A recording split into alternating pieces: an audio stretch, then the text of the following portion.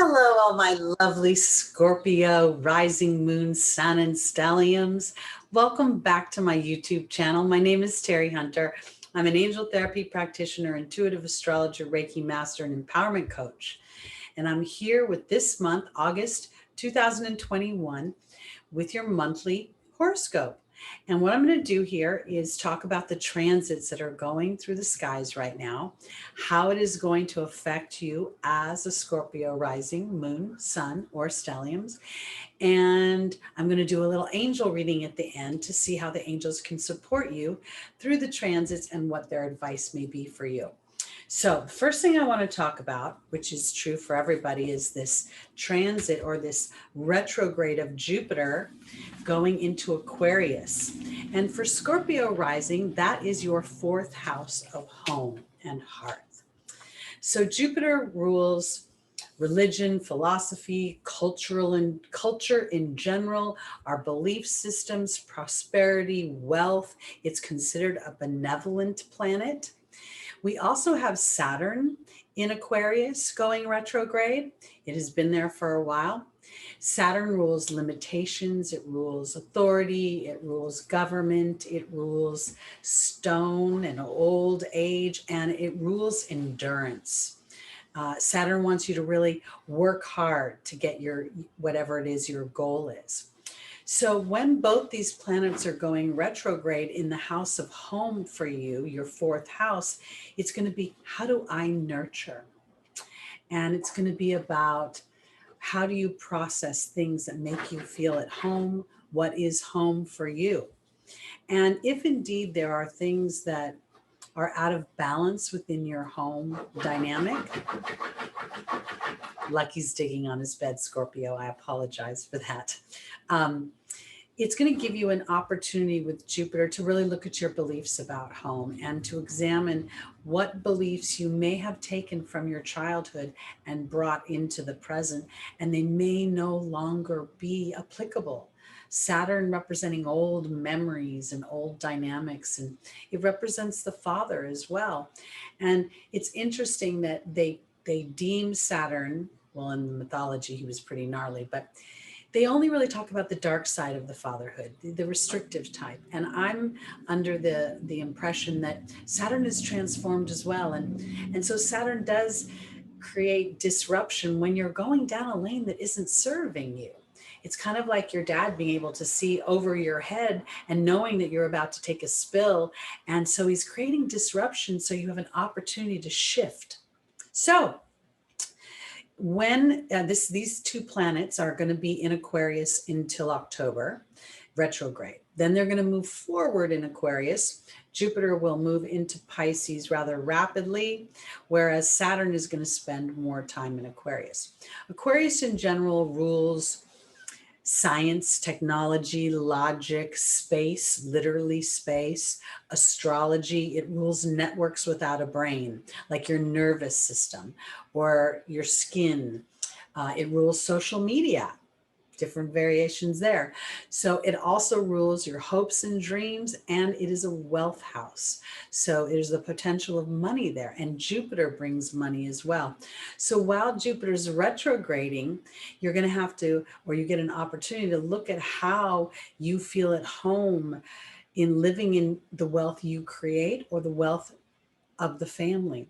There's a lot of opportunity to review the dynamics that work best for you in the way of structure and in your belief system.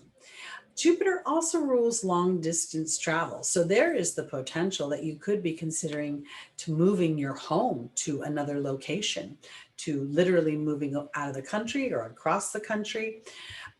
Jupiter represents adventure and long distance travel and long distance experiences, interacting with cultures around the world.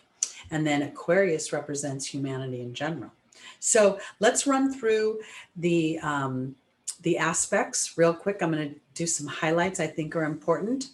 On August 1st, we have the sun, which is how we project ourselves, our identity out in the world. And Mercury, how we think, what we write about, we speak about, we teach about our everyday activities, roadways, escalators, elevators, sidewalks, any everyday activities. It rules our neighborhoods.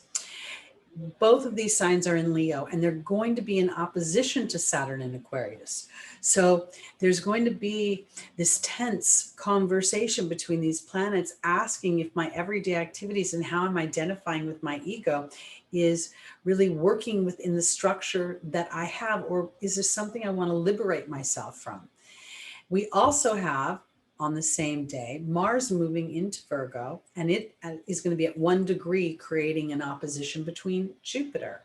So Mars is actually cooperative with Jupiter in the sense they both like adventure. They both like to go into unknown territory. And Mars is very courageous and very brave and very authentic to itself. So it has a tendency to be impatient and rather rude sometimes. It's like, just give me the facts. Let's get, I don't want all this nonsense. Let's just get to it. So there's going to be this sort of Mars in Virgo asking me what I'm enslaved to, what are my beliefs about how I work, about my health, even about pets. It rules pets.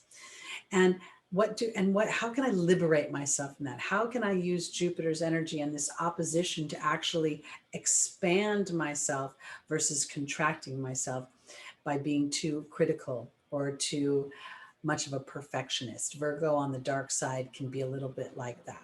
So that's going to be playing out in your 4th house of home as well.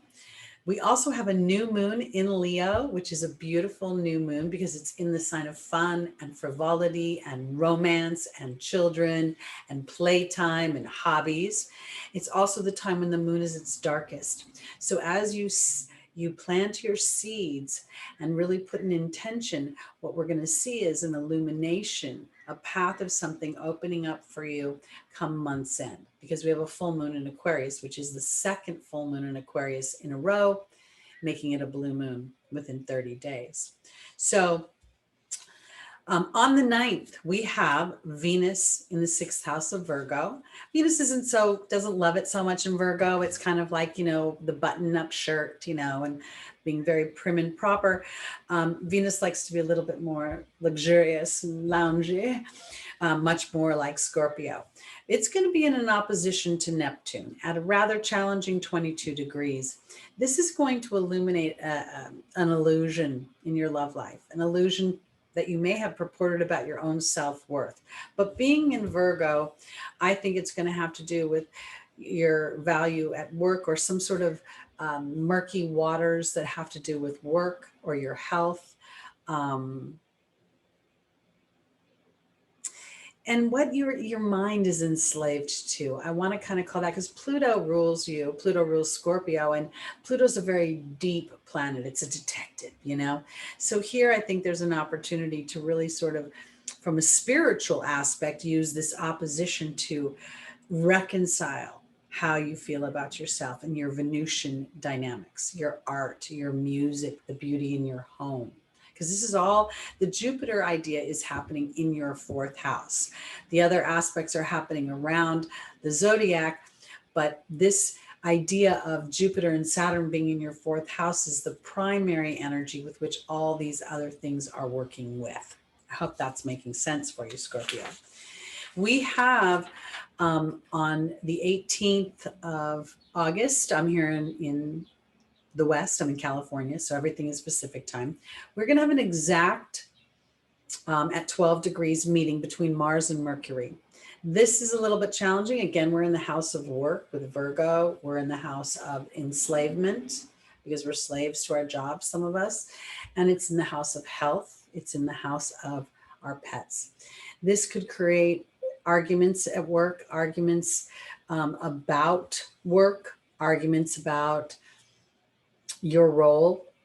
It's sort of going to be doing this dance for the rest of the month. So the second half of the month may feel a little bit more challenging because you may feel as if you aren't able to. I feel like it's going to be like this. You may at some level through the Mercury dynamic, see things, Scorpio, that people are not saying. And Mars may be begging you to take action on it. And I think you need to reconsider that, and if that will really work for you, so that you don't create arguments with people. On the 17th, we have Venus moving into Libra, which is beautiful. Libra is ruled by Venus. She loves being in there. So that's going to soften that, hopefully, just a little bit. While they're not necessarily having a conversation in the same house, whenever Venus is in the sign of her home, it softens things, at least for me. And then on the 22nd, we have a full blue moon in Aquarius. That's the second full moon in Aquarius within a 30-day period. We had one at the end of July, and now here in August. It's at the 29th degree, which is Leo. It's about fun, it's about pleasure. And I think this is an opportunity to really illuminate, and I'm going to say this for Scorpio specifically, what has made you feel blue in your emotional body. Because Scorpio is so rich and savory that it cannot handle a superficial relationship. Frankly, like a Scorpio mercurial dynamic together can be a little bit almost like an irritant to one another, because Mercury is going to want to go look at this everyday activity that's so important, and Scorpio is going to go look at the psychology of underneath that everyday activity. So I think that this moon is going to illuminate that for you, and hopefully liberate you as you allow yourself to move past things without holding on too hard to your stinger, because I do think there's some sort of culmination coming that's going to open up a bigger dynamic. We will move into Virgo season on the 22nd, 23rd, depending on where you are in the world. On the 24th or the 25th, Mercury will still be in Virgo, making an opposition to Neptune. Murky communications, murky thinking, feeling like as if things are not clear. And almost, I would have to say, Scorpio, you may get a little sense of something is not being told to you. I want to offer this, allow an opportunity for that to be revealed to you rather than going in to find out what it is. Because when Mercury moves into Libra on the 30th, it'll be in a much more favorable way of communicating, more balanced, more harmonious, and it will probably serve you more succinctly to your goal. So let's see what the angel reading is for Scorpio for the month of August. We pulled Father Sky, trust in the unknown. And look at the razor focus this eagle has as he hones in on his prey. I believe that then I could say prey, or I could say dinner. Dinner is probably a better term. And I believe that this is really trusting in a bigger picture. Pluto rules the unseen. It's a very psychological planet. It has a 600-mile heart in the middle of the planet that you can see from space. So really digging into your heart and trusting your heart and sort of being able to swim through any of the illusions that may come up, or the kind of ghostly thoughts that can run through your head. Because, oh, and here we have it. We have the wind fairy, which represents your thoughts. And now this is up to God and the angels to really bring the dynamics of home and hearth and what you truly want to experience in the way of family to you. Because I think this idea of Saturn, we could even think of Father Sky in some ways as representing Saturn, because it's such a fatherly energy. And I want you to start to think of it as a father that sometimes says no because the party you want to go to is full of drug addicts and weirdos. And I just say that as a metaphor, but he's maybe keeping you from something that you think is good for you, but it really would not be good for you long term. So in our opportunity and our obstacle, your desired outcome will happen in the near future. Have patience and faith and don't try to force it. This is now a choice. This is a choice to believe in your heart over your head. This is a choice to believe as Jupiter moves into your house of home and opens expansion for wanting these rich, savory experiences that the home has to offer. And when I say home, I think of family. You know, I think of board games and things like that we time spent together. So it's about choosing that versus choosing this thought process of what is not, or what is lacking, or what doesn't seem viable right now, because God's in charge of how it's going to happen, and he's promising it will happen. Your job is to allow whatever thoughts are disrupting your peace of mind, aka resistance, Scorpio. This is about letting go of any resistance. Resistance is simply trying to figure out how it's going to happen. Because what it does is it puts you in the problem versus the solution. And for someone like a Scorpio, especially rising and moon, you're going to have to feel your way through this. You're walking through a dark room. Scorpio rules what is unseen. It rules sex. It rules the darkness of the bedroom, yet there is activity going on, which is very different than Pisces, which is the dark of the bedroom, but sleep. So this is going to be sort of an intuitive thing going on for you. And in the final position, we have the Grail Knight, which represents romance, seeking the sacred, and illusion, because romance can be have illusion attached to it. And Maya is the angel of schooling and education. But for me, this is a spiritual education. It's a spiritual education that's reminding me that if I trust in Father Sky, and I'm willing to really put down what I think I want, but rather go to my heart chakra and then allow spirit and my oversoul, which knows what I absolutely want from the depths of my heart, then the choice of having that happen. I want a happy relationship. I want good communication in my relationship. I want a valuable job where I feel fulfilled and my heart is full and people find me of value. It's about talking in these broad terms versus assigning these things to various people in your life and then hoping they will shift to fulfill that. Because this is where the education comes in. When you let go of the wheel, it's literally Jesus, take the wheel, but let me remind Jesus what makes me happy and feel loved. Because this is sort of an inside job. It's using Pluto to its highest transformational qualities.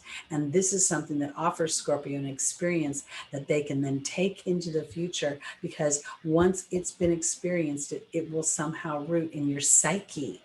And that inner knowing will be your true north. Okay, that's it for Scorpio for the month of August 2021. Again, my name is Teri Hunter. I'm an angel therapy practitioner, intuitive astrologer, Reiki master, and empowerment coach. If you'd like to book a reading with me, the information is below in the description. And I will be back next. Oh, please like, subscribe, comment, share.